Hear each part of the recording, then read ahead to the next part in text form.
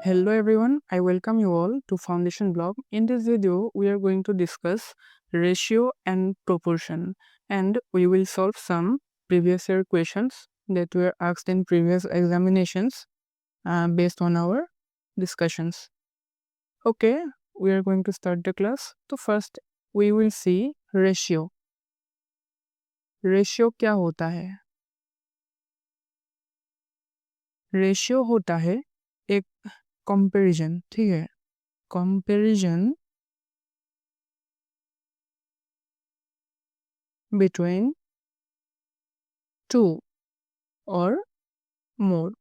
अगर हम किसी चीज को कंपेयर करें तो उसको हम कहेंगे कि रेशियो। एंड एक बात ध्यान रखने वाली ये है कि इसका यूनिट सेम होना होगा। यूनिट मस्ट बी सेम, ठीक है, यूनिट मस्ट बी सेम। ये एक क्राइटेरिया है रेशियो का। मैं एग्जांपल ले लेता हूँ कि मैं पेंसिल का एग्जांपल लेता हूँ। मेरा पास एक पेंसिल है और पेंसिल का लेंथ है 6 इंच, ओके, 6 इंच। और आप लोगों के पास, किसी के पास एक पेंसिल है, उसका लेंथ है 3 इंच, ठीक है। तो रेशियो क्या हो जाएगा? 6 इंच इज टू 3 इंच। ध्यान देने वाली बात यह है कि इंच इंच यहाँ पर कट जाएगा, मतलब यूनिट सेम है, इसीलिए दोनों कैंसिल आउट हो जाएगा। तो रहेगा 6:3। और हम कैंसिल आउट करके इसको भी लिख सकते हैं 3 2 6 एंड 3 1 3, 2:1। ये है इस रेशियो का सिंपलेस्ट फॉर्म। और एक एग्जांपल ले लेता हूँ। मेरा वेट है 70 किलोग्राम, 70 केजी। और एक लड़का है, उसका वेट होगा 50 केजी। अगर यहाँ पर मैंने यहाँ पर लिया है 70 केजी, यहाँ पर 50 केजी के जगह पर अगर कोई गांव का 10 करोड़ का खेत को कंपेयर करने जाए तो ऐसा होगा क्या? नहीं होगा ना। यूनिट सेम होना होगा। यहाँ पर सेंटीमीटर या मीटर या किलोमीटर ये भी नहीं चलेगा, यूनिट सेम होना होगा। मेरा वेट अगर 70 किलो है और किसी और एक का 50 किलो होना होगा। यहाँ पर अगर पाउंड भी दिया हुआ हो तो भी नहीं चलेगा, न्यूटन भी दिया हुआ हो तो भी नहीं चलेगा। अभी क्या हो जाएगा? 7:5। This is the simplest ratio between the weight of 2 persons, ठीक है। ये होता है रेशियो। रेशियो मतलब सिंपल में कंपैरिजन बिटवीन 2 और more units, you can say, ठीक है। अभी रेशियो का कुछ टाइप भी होता है, मैं एक एक करके यहाँ पर लिख देता हूँ। रेशियो का कुछ टाइप भी होता है, रेशियो का कुछ टाइप भी होता है। पहला है डुप्लीकेट रेशियो। डुप्लीकेट डुप्लीकेट मतलब रेशियो था, पहले था A:B, ये था रेशियो। डुप्लीकेट रेशियो का मतलब है A²:B², दोनों टर्म को स्क्वायर करना है। उसके बाद ट्रिप्लीकेट रेशियो भी है। ट्रिप्लीकेट ट्रिप्लीकेट नाम से ही समझ में आ रहा है, A³ :B³। उसके बाद और है सब डुप्लीकेट। सब डुप्लीकेट रेशियो ये कौन सा होगा? अगर हम स्क्वायर रूट को ले लें, square root of A and is to square root of B, ठीक है। उसके बाद एक है सब ट्रिप्लीकेट। सब ट्रिप्लीकेट सब ट्रिप्लीकेट रेशियो ये क्या होगा?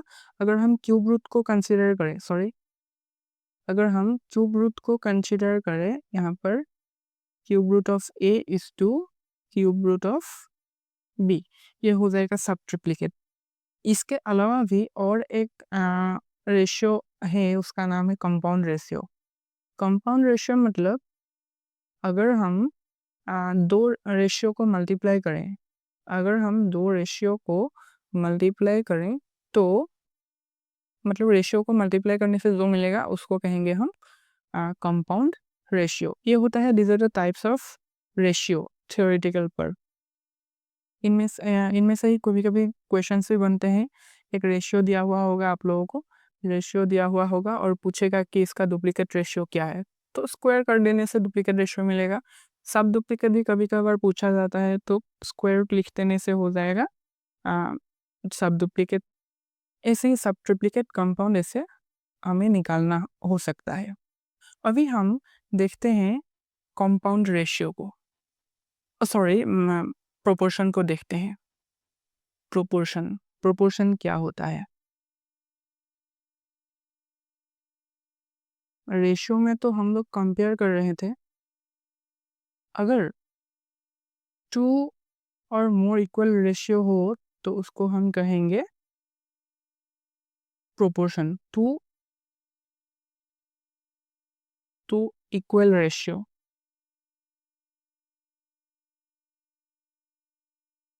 2 इक्वल रेशियो। अगर 2 इक्वल रेशियो हो तो हम कहेंगे कि ये प्रोपोर्शन है। जैसे कि मैं एक ले लेता हूँ A:B एज C:D। यहाँ पर 2 रेशियो है, A:B, this is the sign of ratio.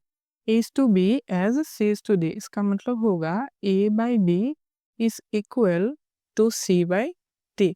This is the this we can say it's a form of proportion।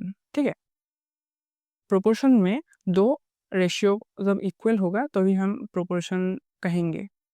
अभी हम देखेंगे कि इसका भी कुछ टाइप होता है। हमें एग्जाम्स में कुछ पूछा जाता है कि find out mean proportion, find out third proportion, find out fourth proportion, हमें दिया हुआ होगा। इसका कुछ फार्मूलाज भी है, फार्मूला याद करने की कोई ज़रूरत नहीं है, प्रैक्टिस करने से ही हो जाएगा। मैं आप लोगों को दिखा देता हूँ। पहले अगर हमें 2 टर्म दिया हुआ हो A एंड B, ठीक है, A एंड B हमें दिया हुआ है और पहला हमें बोला है कि find mean proportion, mean proportion निकालो। तो मीन प्रोपोर्शन के लिए हमें क्या करना होगा? मीन प्रोपोर्शन निकालना है। तो एक टर्म है A, एक टर्म है B। मीन प्रोपोर्शन मीन्स यहाँ पर एक होगा x, मीन प्रोपोर्शन x। तो यहाँ पर हम अभी प्रोपोर्शन के साइन यूज करके हम लिख सकते हैं कि A:x, A:x as x:b, x:b।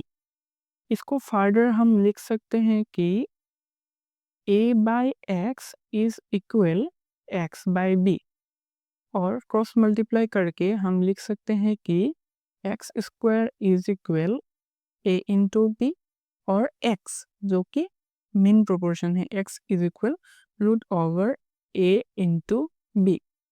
इसी को कहते हैं फॉर्मूला, किसका? मीन प्रोपोर्शन का फॉर्मूला। लेकिन याद करने की कोई ज़रूरत नहीं, मैं सब क्वेश्चन सॉल्व कराऊंगा तो दिखा दूंगा कैसे निकालते हैं, ऐसे ही निकालते हैं। और यहाँ पर ध्यान देने वाली बात यह है, मैंने यहाँ पर नहीं बोला था कि ये हो गया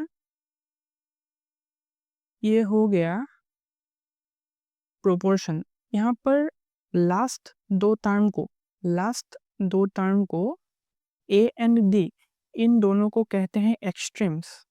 A एंड D को कहते हैं एक्सट्रीम्स। मैं यहाँ पर लिख देता हूँ, A एंड D इन दोनों को कहते हैं एक्सट्रीम्स। और B एंड C इन दोनों को कहते हैं मीन्स कहते हैं। एंड एक फॉर्मूला है कि एक्सट्रीम्स का प्रोडक्ट, मैं यहाँ पर ही लिख देता हूँ, product of extremes is equal to product of means. ठीक है, product of extremes is equal to product of means.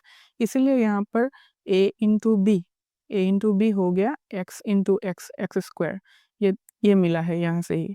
या हम इसको रेशियो की फॉर्म में लिख के हम इसको क्रॉस मल्टीप्लाई करके भी लिख सकते हैं, सेम चीज़ ही मिलेगा। मैं जस्ट आप लोगों को फॉर्मूला की मदद से यहाँ पर समझाने की ट्राई कर रहा हूँ यहाँ पर। then that is the product of extremes is always equal to the product of means। ठीक है, ये होता है फॉर्मूला किसका? मीन्स निकालने का, ठीक है, मीन प्रोपोर्शन निकालने का। अभी हम देखते हैं, अगर हमें दिया हुआ हो ए एंड बी, दो टर्म्स दिया हुआ है और हमें निकालने को कहा है कि ए एंड बी का थर्ड प्रोपोर्शन, थर्ड प्रोपोर्शन निकालने को बोला है। तब क्या करेंगे हम? थर्ड प्रोपोर्शन के लिए ए एंड बी दिया हुआ है, ए बी दिया हुआ है, एक टर्म जो कि हमने ले लिया एक्स, एक्स हो गया, X is the third proportion. तो अभी हम लिख सकते हैं A by B, B by X, ये दोनों इक्वल होगा, ठीक है, प्रोपोर्शन की फॉर्म में ये दोनों इक्वल होगा। इसको ऐसा भी लिखते हैं, इसको ऐसे भी लिखते हैं, a is to b as b is to x, ठीक है, इसको ऐसे भी लिखते हैं, मैंने ऐसे लिख के दिखा दिया। तो इसको हम अभी लिख सकते हैं कि क्रॉस मल्टीप्लाई करके लिखे तो क्या होगा, A X is equal B square, या x को लिख सकते हैं B square by A. This is the formula for third proportion. अगर हमें निकालने को बोले कि फोर्थ प्रोपोर्शन, फोर्थ प्रोपोर्शन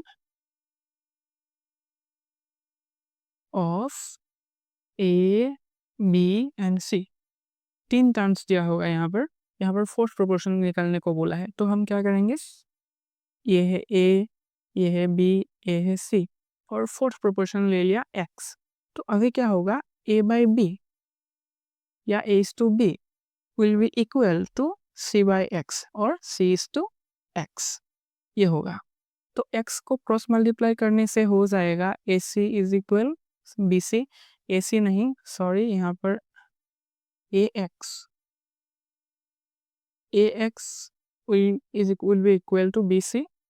अभी हम x को लिख सकते हैं B C by A, B C by A, ये हो गया पोस्ट प्रोपोर्शन का फॉर्मूला। लेकिन याद करने का कोई ज़रूरत नहीं है, जस्ट हमने कैसे निकाला है, how we have illustrated it, इसको ध्यान रखना है, ठीक है। यही था प्रोपोर्शन को लेके कुछ बेसिक्स। अभी हम क्वेश्चंस की ओर जाएंगे, क्वेश्चंस कैसे पूछा जाता है ये देखेंगे और सॉल्व करेंगे इसको। These are the questions.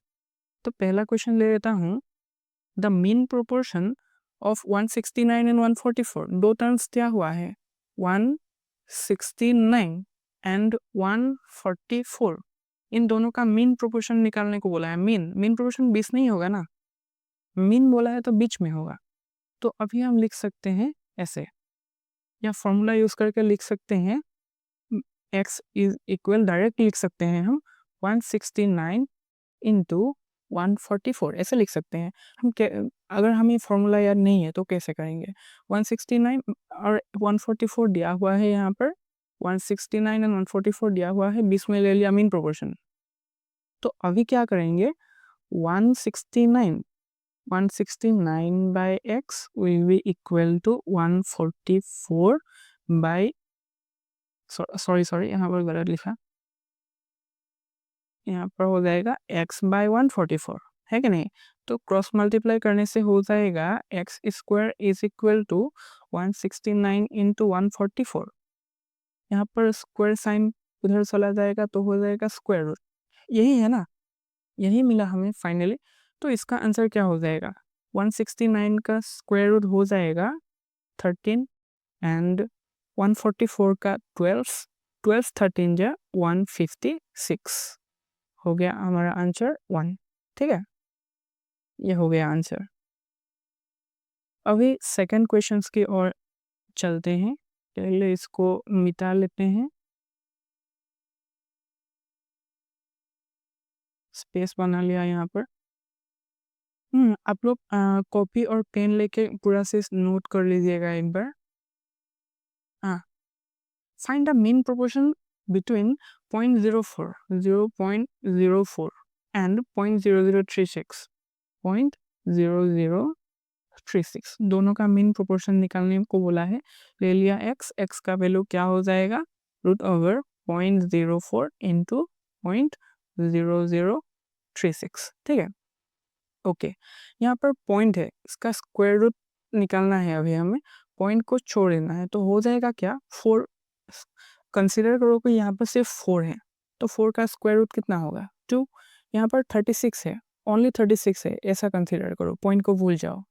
तो हो जाएगा 36 का स्क्वायर रूट हो जाएगा 6, तो आंसर आएगा 12।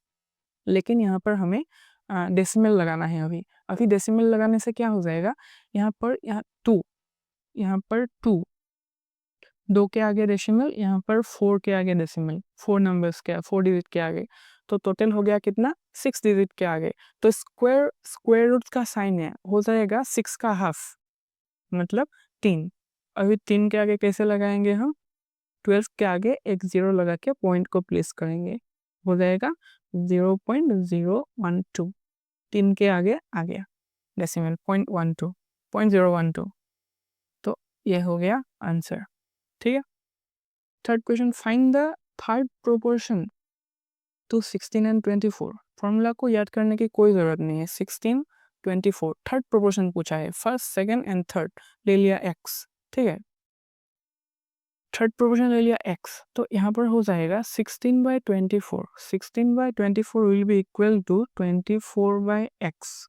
क्रॉस मल्टीप्लाई करवाने से हो जाएगा, 16x इज इक्वल 24 का स्क्वायर, 24 इंटू 24 है। यहाँ पर x होएगा, यहाँ पर हो जाएगा 24 इंटू 24 डिवाइडेड बाई 16। 16 को हम ब्रेक कर सकते हैं 3 इंटू 8, सॉरी 2 इंटू 8। 6 यहाँ पर छोड़ो, यहाँ पर देखो 8 से कैंसिल आउट किया 2 टाइम्स, 8 से कैंसिल आउट किया 3 टाइम्स, 2 से कैंसिल आउट किया 12 टाइम्स एंड 3 के साथ मल्टीप्लाई हो गया 36। 36 हाँ, 36 इज द करेक्ट आंसर। यहाँ पर मिटा लेता हूँ, दबा बना लेता हूँ पहले। हाँ, the third proportional of 42 and 63। Third proportional पूछा है यहाँ भी, आप लोग ये खुद से करके देख लीजिएगा। Third proportion, find the fourth proportional to 5, 10 and 12। 5, 10, 12 3 दिया हुआ है, फोर्थ प्रोपोर्शन पूछा है, ले लिया x। तो हम लिख सकते हैं 5/10, मतलब ये दोनों और ये दोनों इज इक्वल टू 12/x। तो यहाँ पर हो जाएगा 5 से 5 1 जा 5, 5 2 जा 10, तो 1/2 इज इक्वल टू 12/x।